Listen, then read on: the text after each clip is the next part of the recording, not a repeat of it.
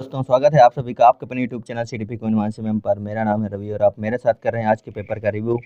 आज है 22 तारीख और आज के एग्जाम में जो क्वेश्चन पूछे गए हैं उनके बारे में बात करने वाले हैं। आज के ईवीएस के सारे क्वेश्चन हैं और कुछ क्वेश्चन हिंदी के भी हैं और कुछ मैथ्स के भी हैं, तो लगातार बने रहिएगा।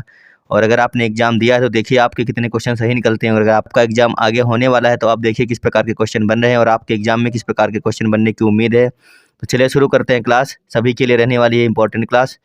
पहला क्वेश्चन आया था, एक क्वेश्चन आया, निम्नलिखित में से कौन सा पियाजे के सिद्धांत का एक घटक नहीं है। आपको बताना था स्कीमा, सामाजिक प्रयोग, अनुकूलन के चरण, विकास के चरण, इनमें से कौन सा पियाजे के सिद्धांत का घटक नहीं है। तो इसका ऑप्शन नंबर बी सही था। सामाजिक प्रयोग जो है ये पियाजे के सिद्धांत का घटक नहीं था। नेक्स्ट क्वेश्चन आया था, छात्रों के शिक्षण में नैतिक शिक्षा महत्वपूर्ण है क्योंकि। पहला ऑप्शन था यह चरित्र के विकास के लिए आवश्यक है, दूसरा था यह बच्चे को सज्जन बनाता है, तीसरा था यह बच्चों को प्रेरित करता है, चौथा था ये सभी। तो छात्रों के शिक्षण में नैतिक शिक्षा महत्वपूर्ण है क्योंकि इसका ऑप्शन नंबर 1 सही था। यह चरित्र के विकास के लिए आवश्यक है, ऑप्शन नंबर 1 सही, इसमें चरित्र के विकास के लिए आवश्यक है। एक क्वेश्चन, अगला क्वेश्चन है, एक बच्चे और एक वयस्क के बीच का संवाद जो किसी कार्य को पूरा करने के लिए बच्चे का मार्गदर्शन करता है डॉट डॉट के रूप में जाना जाता है। ऑप्शन है क्रिया प्रसूत अनुबंधन, दूसरा है शास्त्रीय अनुबंधन, तीसरा है मचान और चौथा है मॉडलिंग। तो आपको बताना है कि एक बच्चे और वयस्क के बीच का संवाद जो किसी कार्य को पूरा करने के लिए बच्चे का मार्गदर्शक करता है या मार्गदर्शन करता है तो डॉट डॉट के रूप में जाना जाता है। काफ़ी अच्छा क्वेश्चन आया था और इसका ऑप्शन नंबर सी जो है बिल्कुल सही हो जाएगा। 3-4 दिन पहले ही आपको हमने बताया था इस प्रकार का क्वेश्चन, मचान इसका सही आंसर हो जाएगा, ऑप्शन नंबर सी जो है सही आंसर है। अगला क्वेश्चन आया, पियाजे के संज्ञानात्मक विकास के डॉट डॉट चरणों की सलाह दी। पियाजे ने संज्ञानात्मक विकास के डॉट डॉट चरणों की सलाह दी, 7, 4, 6 या फिर 2। आपको बताना था कि पियाजे ने कितने संज्ञानात्मक विकास चरणों की सलाह दी। तो इसका ऑप्शन नंबर बी सही हो जाएगा, कितने दी है 4, ऑप्शन नंबर बी सही था इसमें, यानी कि 4 सही था इसमें। आगे है, कोहल वर्ग के सिद्धांत में परंपरागत स्तर में नैतिकता डॉट डॉट है। बताना क्या था कि कोहल वर्ग के सिद्धांत में परंपरागत स्तर में नैतिकता डॉट डॉट है। ऑप्शन व्यक्ति के अपने परिप्रेक्ष्य से नियंत्रित, दूसरा है बाह्य रूप से नियंत्रित और तीसरा है स्वयं के दोषों को स्वीकार करना, चौथा ऑप्शन है सामाजिक परंपराओं का अनुमोदन। तो क्वेश्चन नंबर 5 का जो सही ऑप्शन था वो था सामाजिक परंपराओं का अनुमोदन, यह ऑप्शन सही था, सामाजिक परंपराओं का अनुमोदन, ऑप्शन नंबर डी इसका सही था। एक क्वेश्चन आया, हेंज की दुविधा संबंधित है। हेंज की दुविधा किससे संबंधित है। तो पहला ऑप्शन था पियाजे की अवधारणा से, दूसरा है वाइगोत्स्की अवधारणा से, तीसरा है एरिक्सन अवधारणा से, चौथा है कोहल वर्ग अवधारणा से।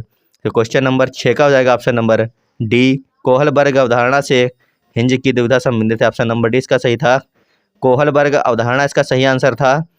आगे क्वेश्चन आया था, वाइगोत्स्की ने तत्काल परिवर्तन के क्षेत्र या स्थान को कहा है। क्या कहा है आपको बताना था, ZPD कहा है, ZEP कहा है या फिर PEZ कहा है या फिर ZPE कहा था।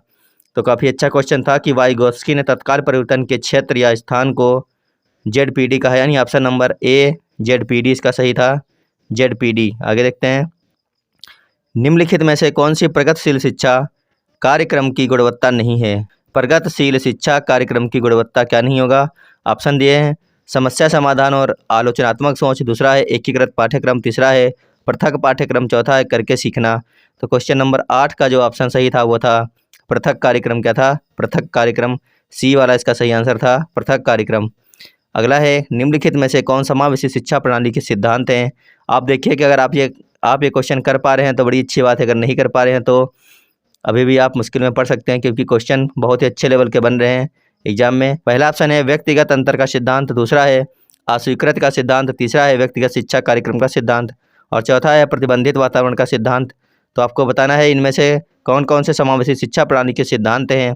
क्वेश्चन नंबर 9 का ऑप्शन नंबर सी सही था, ए, बी और सी वाला ऑप्शन, व्यक्तिगत अंतर का सिद्धांत, अस्वीकृति का सिद्धांत और व्यक्तिगत शिक्षा कार्यक्रम का सिद्धांत, ये तीनों इसमें सही थे। क्वेश्चन नंबर 10 था, समावेशी शिक्षा का तात्पर्य विशेष आवश्यकताओं वाले छात्रों को डॉट डॉट के साथ सिखाया जाना है।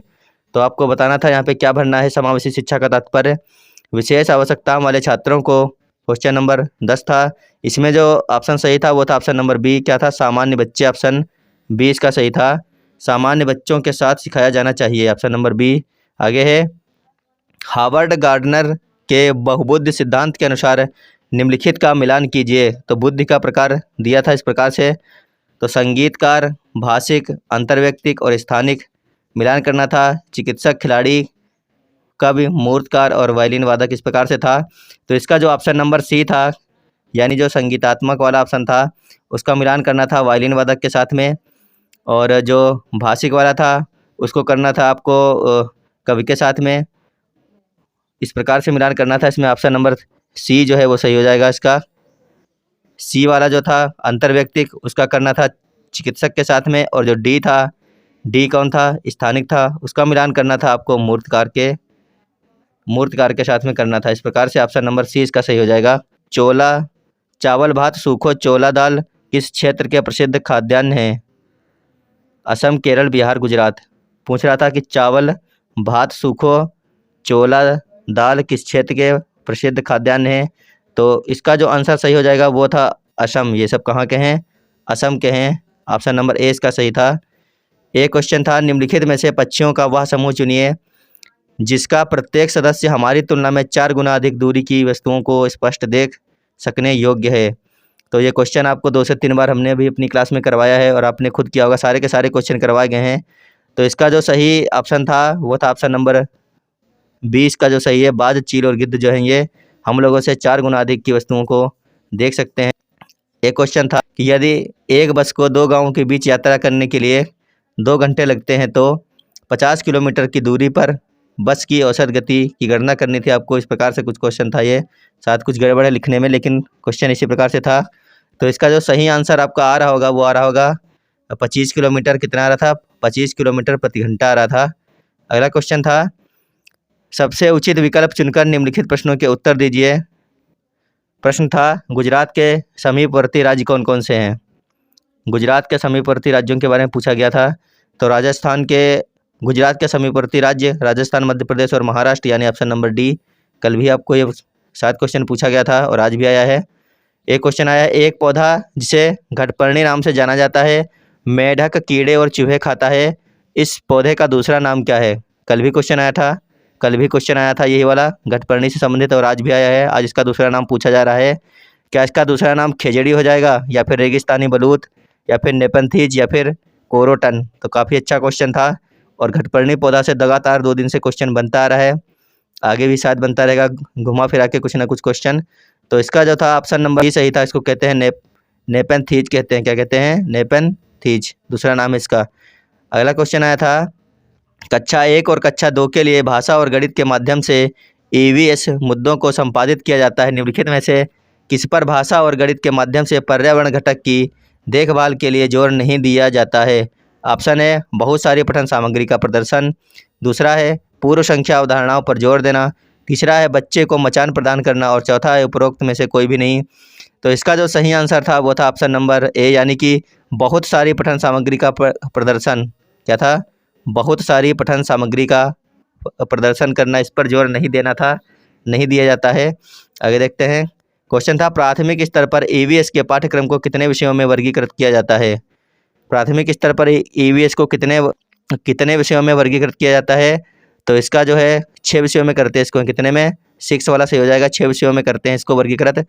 अगला क्वेश्चन था, नारियल डली हुई किसी भी करी के साथ उबला हुआ टाइपियोका निम्नलिखित में से किस क्षेत्र का प्रिय भोजन है? लगातार सारे शिफ्टों में क्वेश्चन पूछा गया है ये, 16 से लेकर के 20, 21, 22। तो इसका जो सही आंसर हो जाएगा वो हो जाएगा ऑप्शन नंबर डी। क्या हो जाएगा? केरल का है ये। कहाँ का है? केरल का। एक क्वेश्चन आया है, भारत के मानचित्र में दिल्ली की स्थिति के सापेक्ष गांधीनगर यानी गुजरात की राजधानी और पटना बिहार की राजधानी की दिशाएं क्रमशः हैं। तो काफ़ी अच्छा क्वेश्चन बना है। यहाँ पर पूछा जा रहा है कि दिल्ली के सापेक्ष जो है गुजरात और बिहार की राजधानी की दिशाएं आपको बताना था। तो भारत के नक्शे में जो दिल्ली का है, दिल्ली जो है वो ऊपर की साइड में है। यहाँ पे मान लीजिए कि दिल्ली है और इस साइड में गुजरात है, तो इस साइड में बिहार है। अब आपको दिशाएं पता होनी चाहिए, उत्तर, दक्षिण और पूर्व, पश्चिम। इस प्रकार से होता है, ऊपर होता है उत्तर, नीचे दक्षिण, यहाँ पे है पूर्व, यहाँ पर है पश्चिम, पूर्व पश्चिम। इस प्रकार से आपको पता होना चाहिए था। तो ये जो दिशा आ रही है जो गुजरात की दिशा आ रही है वो बन रही है दक्षिण और पश्चिम में बन रही है। कहाँ पे बन रही है? दक्षिण और पश्चिम में बन रही है गुजरात।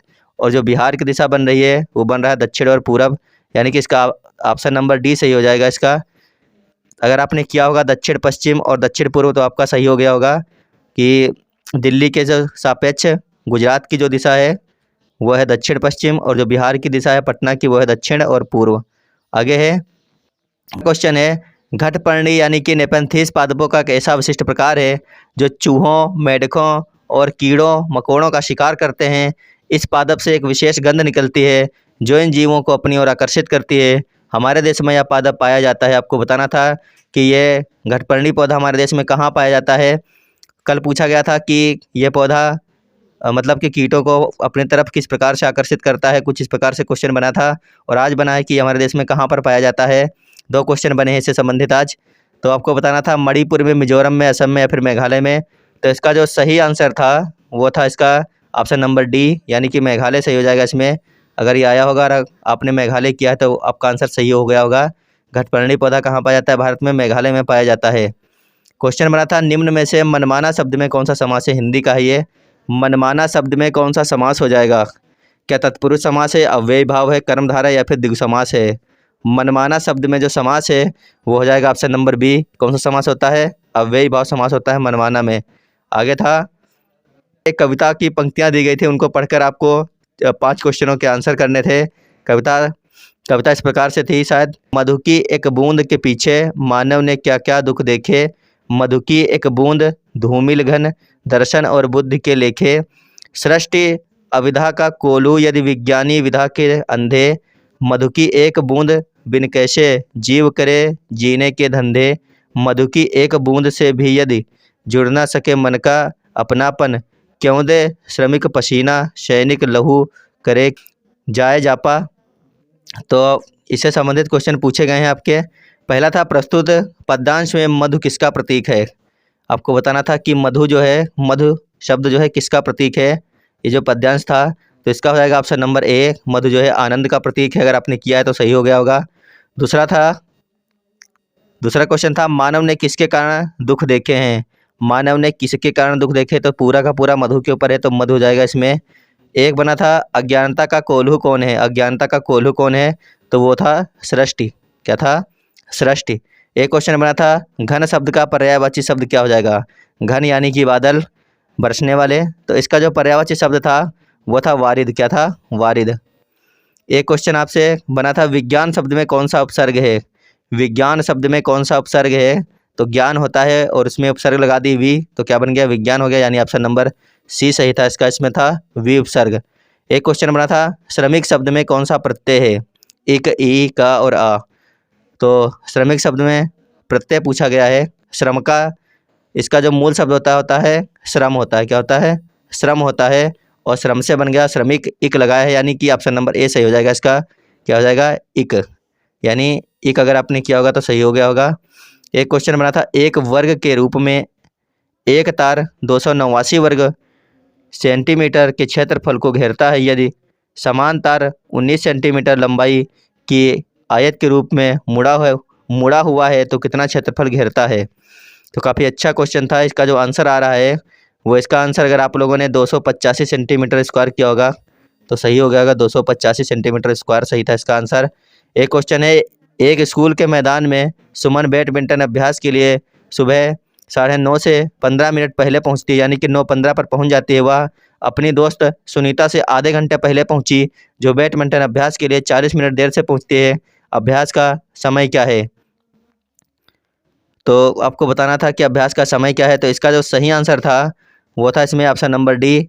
अभ्यास का सही समय था 9:05, यानी कि सुबह के 9:05 पे वहाँ पर पहुँचना था। और एक क्वेश्चन आया था निम्नलिखित प्रश्न दिए गए विकल्पों में लुप्त संख्या ज्ञात करना था आपको। रीजनिंग का क्वेश्चन था ये। तो इसमें था 3, 7, 16, 35 इस प्रकार से था इसमें। तो मतलब इस प्रकार से था 3 दूनी 6 + 1 7 हो गया, फिर 7 दूनी 14 और 2 16 हो गया, 16 दूनी 32 और 3 35 हो गया। तो इस प्रकार से हो जाएगा 35 दूनी 70 और 4 74, यानी ऑप्शन नंबर सी इसका सही आंसर हो जाएगा। क्या हो जाएगा? ऑप्शन नंबर सी आएगा। किस प्रकार से आया है कि 3 गुणे, पहले सबके 2 के साथ गुणा करनी है, फिर जोड़ते जाना है, पहले 1 जोड़ना, फिर 2, फिर 3, फिर 4, इस प्रकार से जोड़ने थे आपको। 2 से गुणा और प्लस 1 2 3 4 इस प्रकार से करना था। तो इसका जो है ऑप्शन नंबर सी, यानी अगर आप लोगों ने 74 किया होगा तो आपका आंसर सही हो गया होगा। इसमें 74 था सही। आगे है क्वेश्चन था कि 36 किलोमीटर प्रति घंटा को मीटर सेकंड में बदलो। 36 किलोमीटर प्रति घंटा को जब आप बदलोगे मीटर सेकंड में, तो इसमें जो आंसर आएगा वो आएगा 10 मीटर प्रति सेकंड का आएगा, 10 मीटर प्रति सेकंड आएगा। अगर आपने किया होगा तो आपका भी सही आंसर होगा 10 मीटर प्रति सेकंड।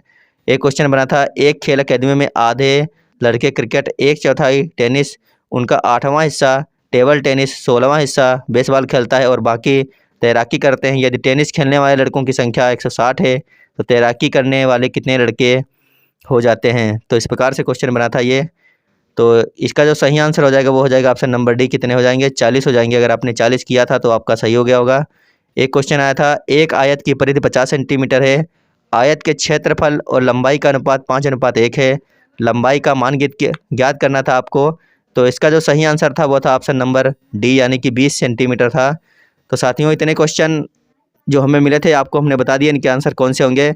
तो आपको बताना है कमेंट बॉक्स में कि आज की हमारी क्लास आपको कैसी लगी, जो आपको एग्ज़ाम एनालिसिस हमने आपको करवाया है कैसा लगा।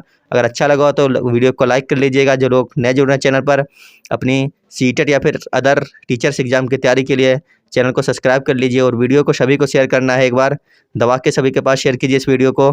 धन्यवाद, बाय बाय।